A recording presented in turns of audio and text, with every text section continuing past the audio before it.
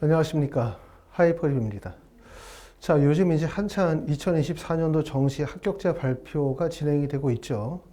자, 하지만 이제 많은 학생들 중에서는 이미 재수를 결심하시고 지금서부터 공부하고 계시는 분들도 많고, 또 올해 이제 원서 지원의 경향상으로 볼 때 정시가 상향 지원을 하신 분들이 상당히 많아요. 이렇게 상향 지원이 이루어진 배경 중에 하나는 9월 모의평가 성적에 비해서 실제 본인이 수능에서 예상보다 낮은 성적을 받았을 때 일찌감치 재수를 결심하신 분들이 꽤나 많지 않을까라는 생각을 합니다.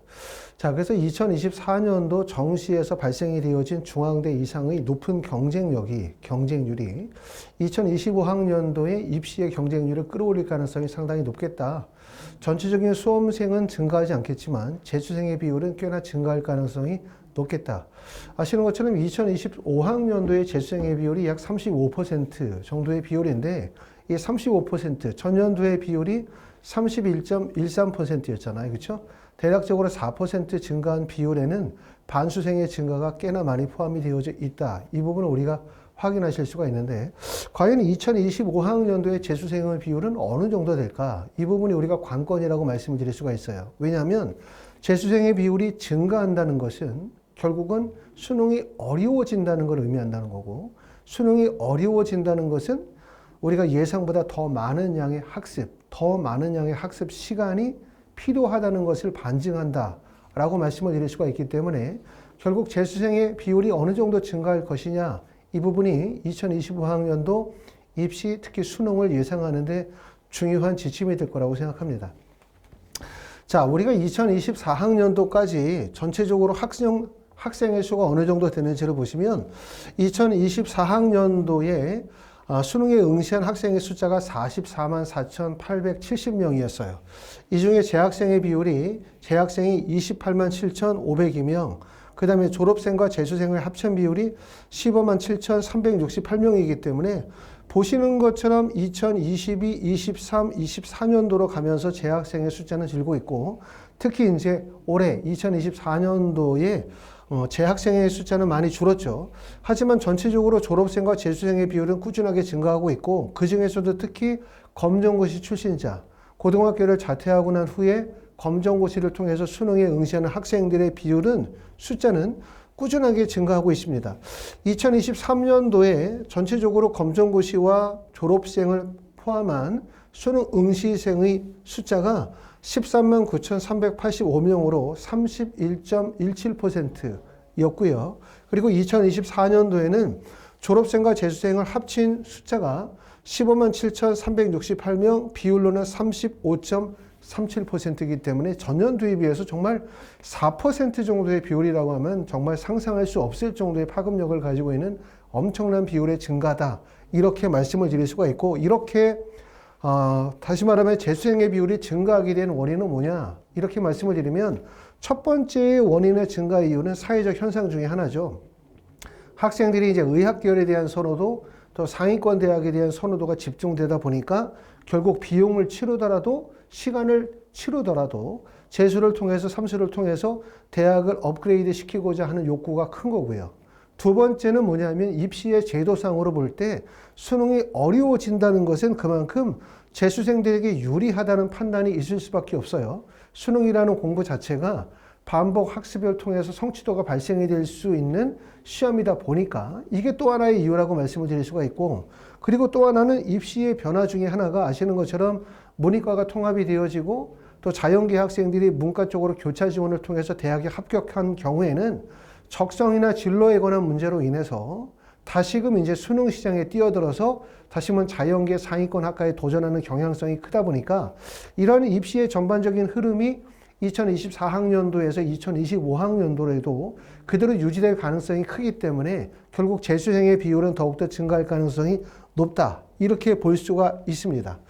여기에다가 재수생이 증가할 수 있는 또 하나의 이유가 있는 게, 그게 바로 2024년도 정시의 경쟁률, 원서 지원의 경향성이 그 하나의 뒷받침되는 자료라고 생각이 되는데, 자, 2024년도는 지금 보시는 것처럼 특히 수능이 어려웠죠. 2022년도 불수능보다 더 어려운 수능이라고 표현할 수가 있는데, 보시는 것처럼 1등급에서는 국어 영역은 전년도에 비해서 1843명이 줄었고 수학은 4661명이 줄었어요. 그리고 비율적으로 볼 때 대부분 3등급대에 많은 학생들이 몰려있다 보니까 결국 수능이 어려웠다는 얘기는 상위 구간에 도달하게 되면 하위권과의 격차를 벌린다는 의미가 되지만 수능을 만약에 못 보면 시험을 잘 못 치르면 상위권과의 간격이 벌어지기 때문에 결국은 뒤쪽 다시 말하면 3등급이나 4등급대로 주저앉을 수밖에 없어요.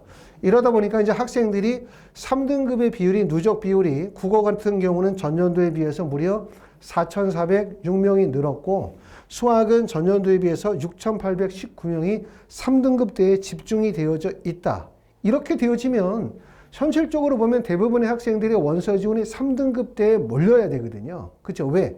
3등급대에 맞는 학생들이 몰려있다? 결론적으로 얘기하면 정시에 원서 지원할 때 3등급권의 대학이라고 한다면 대부분 경기권, 서울권의 하위권 학교의 대부분 3등급 지점이기 때문에 그 학교의 경쟁률이 집중이 되어야 하는 것이 통계나 데이터에 의존한 원서 지원이라면 맞지만 실제로 대부분의 분들은 여기다 원서를 쓰지 않았어요. 대부분 다 중앙대 이상의 지점에다가 원서 지원이 집중되고 있는데 이렇게 원서 지원이 집중된 이유는 뭐냐? 첫 번째는 반수생이 그 원인이고요. 두 번째는 조기에 재수를 결심한 학생들의 비율이 증가했다는 거예요. 자, 보시면 경쟁률 한번 보도록 하겠습니다. 보시는 것처럼 서울대부터 시작해서 한양대까지의 지점을 보면 대부분의 학과들이 보시는 것처럼 화살표가 표시가 되어져 있는 것은 경쟁률이 전년도에 비해서 다 상승했다는 지점으로 보실 수가 있고 특히 서울대학교 일반 전형은 전년도에 3.2에서 4.94로 경쟁률이 높아졌고요. 고려대학교도 3.7에서 3.92로 높아졌고 성균관대학교도 3.47에서 3.82 그 다음에 한양대학교 3.76에서 4.2 그 다음에 한양대학교 다군도 올랐기 때문에 경쟁률이 사실은 한양대부터 서울대학교까지는 거의 전 구간의 경쟁률이 다 상승했다. 이렇게 보실 수가 있고 경쟁률이 다소 하락한 지점은 서강대학교가 0.2% 경쟁률이 하락했습니다. 자, 중앙대부터 시작해서 홍익대까지를 보시면 보시는 것처럼 중앙대는 경쟁률이 상승했고 경희대학교 서울 캠퍼스의 경쟁률이 상승을 했고요. 한국외대 가군, 그 다음에 시립대학교 가군의 경쟁률이 상승을 했죠. 아까도 말씀드렸던 것처럼 경쟁률 상승의 지점이 우리가 흔히 말하면 상위권 대학, 명문대학이라고 얘기할 수 있는 중앙대학교는 경희대 윗지점에서 대부분 경쟁률이 몰려있고 보시는 것처럼 경희대부터 시작해서 홍익대까지 또 홍익대부터 시작해서 성신여대까지 라인으로 가게 되어지면 경쟁률이 상승한 부분이 적고 또 경쟁률이 상승했다 하더라도 상승의 폭이 매우 경미하기 때문에 사실상 전년도와 동일한 정도의 경쟁률을 보여준다고 말씀을 드릴 수가 있고 오히려 말씀을 드렸던 것처럼 경쟁률이 높아져야 되지는 바로 이 지점이거든요. 이 지점이 바로 3등급 지점이라고 할 수 있고 3등급 지점의 전년도에 비해서 대략적으로 4,000명 또는 6,000명 이상의 인원이 증가했기 때문에 경쟁률이 올라도 매우 크게 올라야 돼요. 그런데 오히려 경쟁률이 낮아졌다. 또는 높았다 하더라도 소폭 상승에 불과하고 대부분 경쟁률이 오른 지점이 불수능에서 원서 지원의 폭이 줄어들 수 있는 경쟁률이 하락할 거라고 예상이 되어지는 중앙대부터 서울대까지의 지점에서 경쟁률이 크게 상승했다는 점은 그만큼 결국은 뭐냐면 이 원서 지원의 경향성이 2025학년도를 내다보고 원서를 썼다. 이렇게 보실 수가 있고 자, 정시가 발표가 나면서 이제 학부모님들로부터 연락이 오시는 분들 대부분을 보면 추가 모집에 관해서 문의하시는 분들이거나 또는 정시에 예비를 받았는데 실제 어느 정도 합격 가능성이 있겠나 물어보시는 분들의 의견을 추합해 보면 올해 원서 지원의 경향성은 대부분 3등급권에서 2등급권에서 상향 지원의 의지가 매우 강했다라는 점을 확인하실 수가 있고 결국 이렇게 된다면 이런 분들이 뭐로 가게 되냐면 2025학년도 수능에 다시 도전할 가능성이 매우 높아질 수밖에 없습니다. 자, 이런 내용들을 보면서 이제 하이프리뷰에서 진행하는 학생 맞춤 성공재수 독학재수 프로그램에 대해서 설명을 한번 들어보도록 하겠습니다. 아까도 말씀을 드렸던 것처럼 수능이 어려워진다는 것은 재수생, 삼수생들에게 유리할 수밖에 없어요.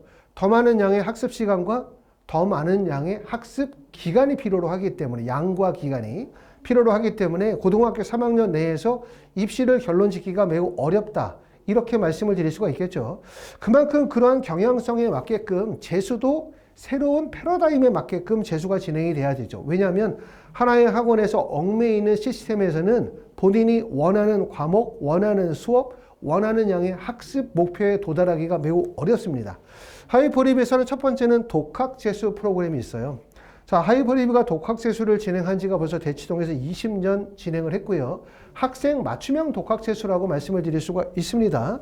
대치동이 20년 놀라운 입시 결과가 차별화되어진 독학재수 시스템이라고 말씀을 드릴 수가 있고, 대부분 질의응답을 받아주는 선생님들이 서울대나 또는 연세대 고려대학교 석사 박사 출신의 대치동 최고의 강사진, 그 다음에 매달 모의고사를 더 프리미엄 모의고사나 이투스나 이감이나 또는 종로 모의고사 등을 실시하고 있고요. 또 스터디 플랜에 대한 학습에 대한 관리, 출결 관리, 학생들이 졸거나 자는 거 또는 휴대폰에 대한 관리를 철저하게 진행하고 있습니다. 자, 독학재수를 진행하시면서 문제점은 뭐냐면 장시간 오랜 기간 동안을 스스로 공부하다 보면 집중력이 떨어지거나 또는 부족한 과목을 즉각적으로 보완하기가 어렵다는 단점이 있을 수 있어요.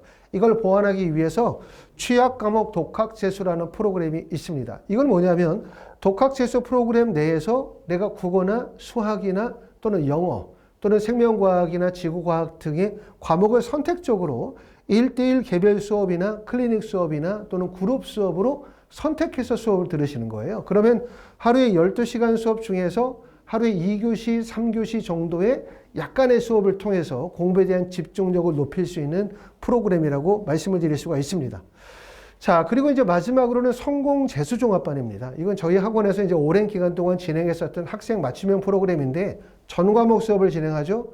국어나 수학이나 영어, 과탐 전 과목 수업을 진행하고 이 수업 시간을 학생의 수능 성적이나 학생의 학습 패턴에 맞게끔 맞춤형 시간표를 짭니다. 맞춤형 시간표를. 그리고 하루에 보통 3교시 내지 4교시 정도의 수업 구성을 해요. 그리고 수업의 내용은 보통 5명이나 6명 정도의 소수 그룹별 수업과 1대1 클리닉 수업과 1대1 개별 맞춤형 수업을 진행을 해서 일반적인 학원의 진도보다 한 3배 정도 빠른 정도의 학습의 진도. 다시 말하면 수능의 고득점의 1차적인 목표는 6월, 9월에 수능을 완성한다는 거기 때문에 그만큼 좀 더 빠르고 학생의 내용을, 학습 부진을 보완할 수 있는 프로그램이 반드시 필요하다고 생각합니다. 자, 이렇게 이제 3가지 방식으로 진행을 하고 있고요. 또 하이퍼리뷰에서 진행하는 이런 프로그램도 되게 중요하죠. 이 프로그램들이 당장 1년, 2년 동안 학원을 운영한 것이 아니라 저희 하이퍼리뷰 학원이 대치동에서 2005년도에 개원을 시작해서 지금까지 이제 학원을 운영해 왔기 때문에 오랜 기간 동안 시스템을 발전시켜져 왔고요. 이거 못지않게 중요한 이게 바로 학원의 수업을 직접 진행하시거나 질의응답을 받으시는 강사진이라고 말씀을 드릴 수가 있어요. 그래서 저희 하이퍼리뷰에서는 서울대학교 석사나 박사 출신의 대치동 최고의 전문 강사진들이 직접 여러분들을 수업하고 여러분들의 질의응답을 받고 여러분들이 모의고사를 보면 이분들이 직접 상담을 통해서 높은 수준의 학습 정보를 제공하도록 그렇게 할 겁니다. 자, 그 다음에 이제 3번째는 학원의 학습 환경을 좀 보여드리려고 해요. 그러니까 학원의 시스템도 되게 중요하고 정말 누가 가르치느냐, 얼마나 우수한 선생님이 가르치냐도 매우 중요하겠죠. 그거 못지않게 중요한 게 오랜 기간 학생들이 공부할 수 있는 학습 환경도 매우 중요하다고 생각합니다. 첫 번째는 학생들에게는 개별적 자습실이 배정이 돼요. 이렇게 칸막이가 쳐져 있는 자습실인데 자습실의 모양과 형태도 한 3가지 정도로 나눠집니다. 학생들마다 취향이 있기 때문에 이런 식의 자습실도 있고 이런 자습실도 있고요.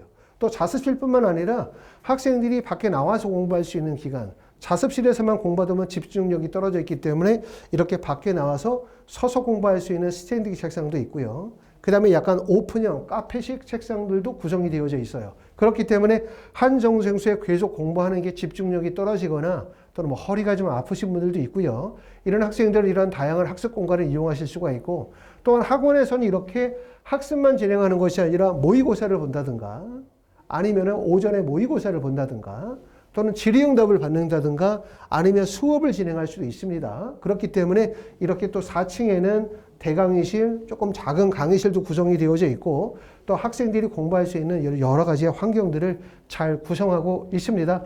결국은 이제 하이퍼리뷰가 가지고 있는 장점은 뭐냐면 학생 맞춤형 성공 재수 프로그램이다. 거기에 대치동에 계시는 서울대 출신의 최고의 강사진, 최고의 학습 시설을 구비하고 있고 또 하이퍼리뷰가 그만큼 입시에 대한 다양한 정보와 컨텐츠를 바탕으로 여러분들의 수시 합격과 정시 합격을 도움을 드릴 수 있다. 이렇게 말씀을 드릴 수가 있고요.